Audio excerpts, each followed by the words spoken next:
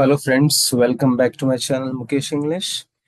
Friends, in this video I'm going to summarize a very famous French story, The Necklace, written by the 19th century famous French author Guy de Maupassant. That's the pronunciation of this French name, Guy de Maupassant. This story is in the syllabus of second semester BCom General English under Bangalore North University, as well as in some other universities also. So before we start in detail, let's know about the important characters.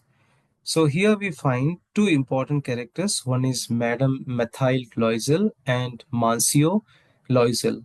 So Monsieur Loisel and Madame Mathilde Loisel both are husband and wife, right? Mathilde Loisel, she's a very beautiful lady, but she's born into a very middle class family. She's the main key point or the protagonist of the story. Monsieur Loisel is the husband of Mathilde Loisel. He's a clerk at the Ministry of Education. Very simple life leading. He lives very simple life, and he also loves his wife very deeply, and very kind, very patient, very supportive husband.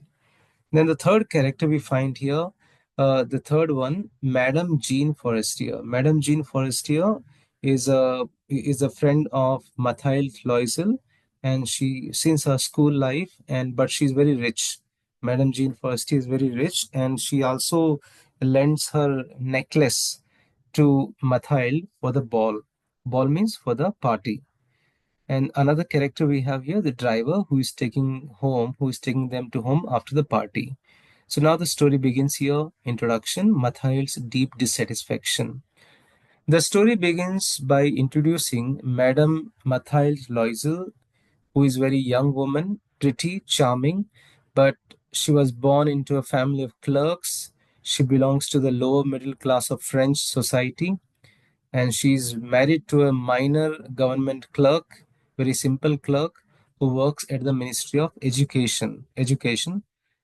Though she's very comfortable, she's living a very happy life, but she's not satisfied in her life to some extent. She always craves for the luxurious life, for the aristocratic life. She always thinks for the richness, hi-fi dinner, good gowns, sparkling jewelry. She always has such kind of expectations, such kind of dreams, because she's leading a very simple life, a middle class life.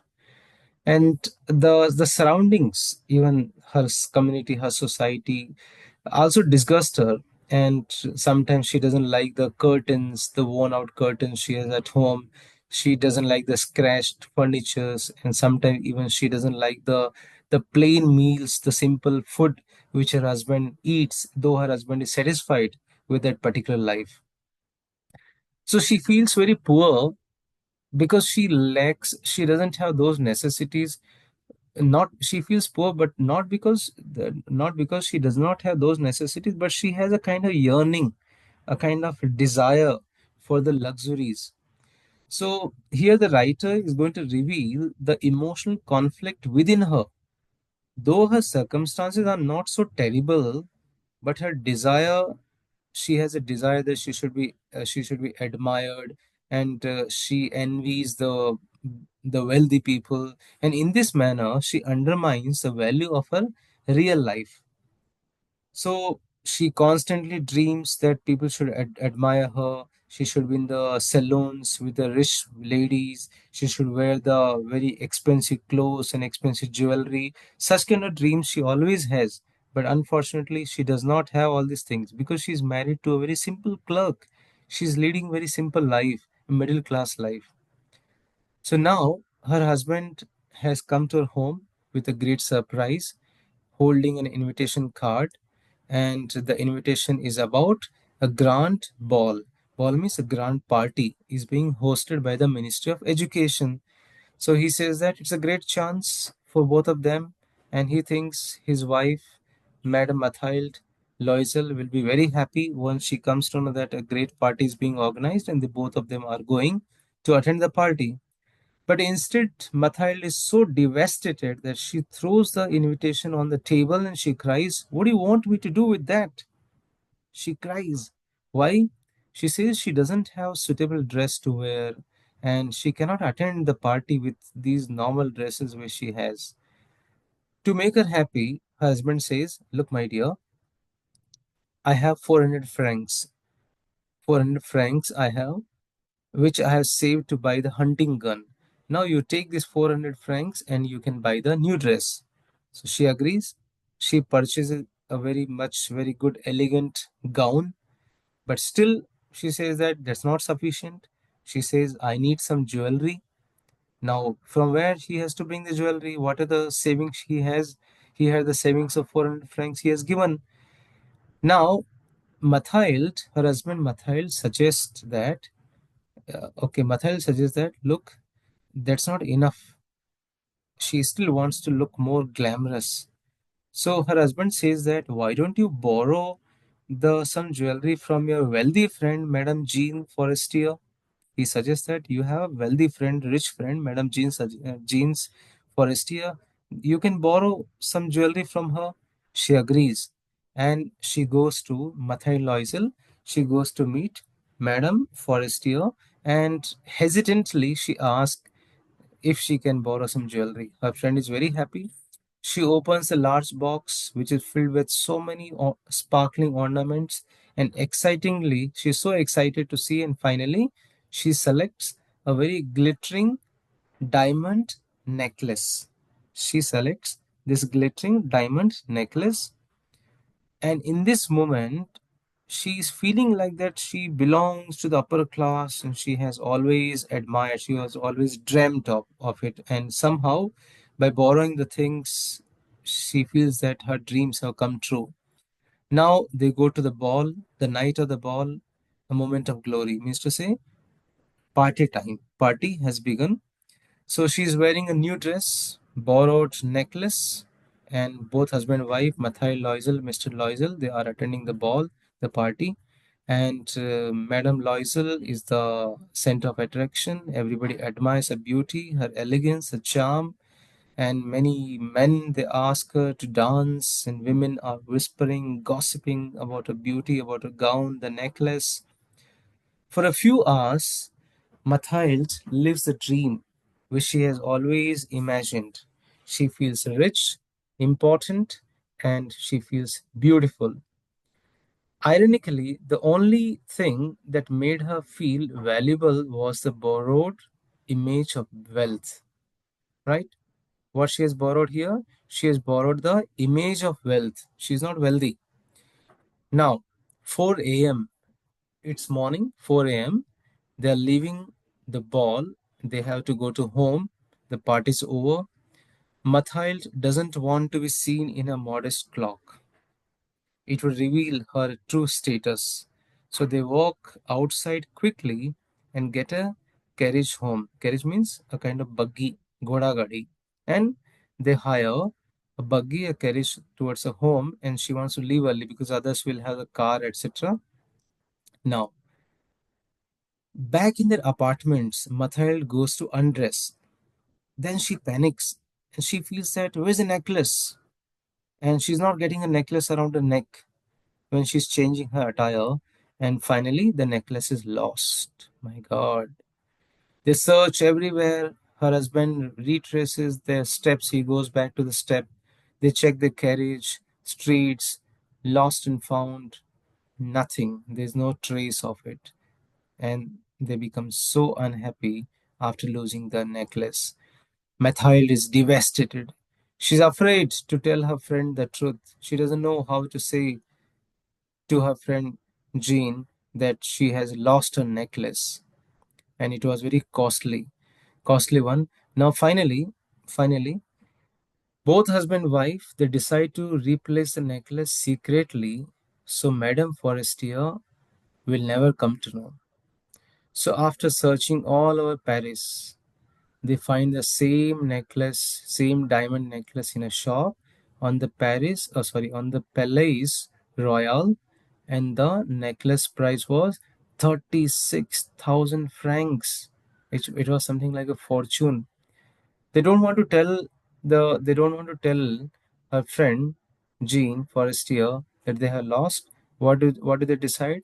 They just search in all the shops, and finally at one shop Royal, the showroom. They find the same kind of necklace, but the price was too high, 36,000 francs. Now you think, can she afford 36,000 francs? Even 400 francs were given by her husband to buy the new gown. How can she get this new? She can replace this necklace by 36,000 francs, right? Now, Monsieur Loisel uses his entire savings and borrows the huge sums of money at high interest from lenders. Now, Monsieur Loisel, her husband, uses his entire savings and he borrows the huge sums of money at the high interest from the lenders. Now they got some money from the lenders, right? And they buy the necklace. They return it to Madame Forestier, who casually accepts it and thinking it's the original. Okay. Neither friend speaks of the matter again. They never talk about this matter. And Forestier also never noticed to switch, and she's also not seen much that is it the same necklace she has been returned or she has been given. Now 10 years of hardship. The money which she has taken to buy 36,000 francs, now they're in debt. They're in debt. Loisels plunge into a life of poverty to repay the loans day by day, day by day. They work hard to pay the loan of 36,000 francs because they have taken this money from somebody, right? They have to repay. They dismiss their servant. They move into a smaller, cheaper apartment in the attic. Mathilde does all the housework herself, fetching water, washing laundry, scrubbing floors, right? She has started the work like she doesn't have any servant. Her hands have become red and rough. Her body has become so aged. She has become so tired because they have to accumulate money to repay the loan for which they purchase a new necklace. Monsieur Loisel works late into the night doing extra jobs. He copies the documents by hand for money. Got it. He's also working hard for 10 years continuously. So they spend the full 10 years of their lives repaying the debt. The physical and the emotional toll is very much immense. They're unable to tolerate. Mathilde, who was proud of her beauty and charm, now she's looking older, tougher. She's looking very much broken, right? Because of all that necklace. Now, the writer portrays a complete transformation from a dreamy woman to a hardened labor, right? Now, there is a twist here. What's a twist? One day, Mathilde, she went to meet her friend, Madame Forestier, and with a child, walking with a child. Mathilde now very much looks very aged, and she approaches her. Madame Forestier, she is unable to recognize Mathilde, and Mathilde reveals her identity and recounts the entire story. She says that, look, I'm your friend, Mathilde. You have given me the necklace.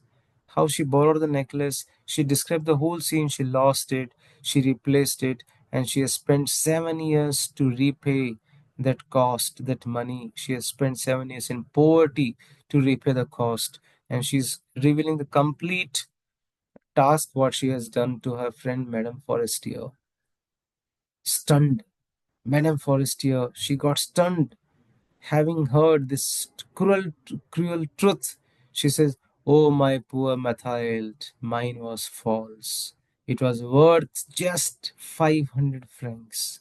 She says, "My dear friend, my necklace was also fake. It was not asli necklace, it was a nakli necklace. It cost only and only 500 francs, and you have replaced it with a necklace which cost about 36,000. What mistake have you done it?" This is how the story ends here, right? So, dreaming high and leading to the aged, downtrodden poverty. 10 years they struggled, 10 years. But originally, the necklace cost was only and only 500 francs. And that's again the we can say the honesty of Madame Forestier also. But the truth has come out after 10 years. So to sum up, we can say that Guy de Maupassant's story, The Necklace, is a timeless warning about the dangers of vanity, pride, and false appearances. It's also a critic of a society that judges people by what they wear, not who they are. And the cruel twist ending shows a powerful emotional punch, shows how illusions can lead to real and lasting pain.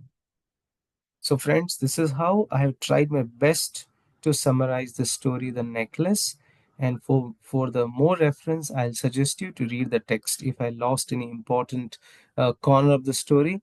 So, thank you so much. For more videos, don't forget to subscribe the channel. Thank you. Stay in tune with Mukesh English.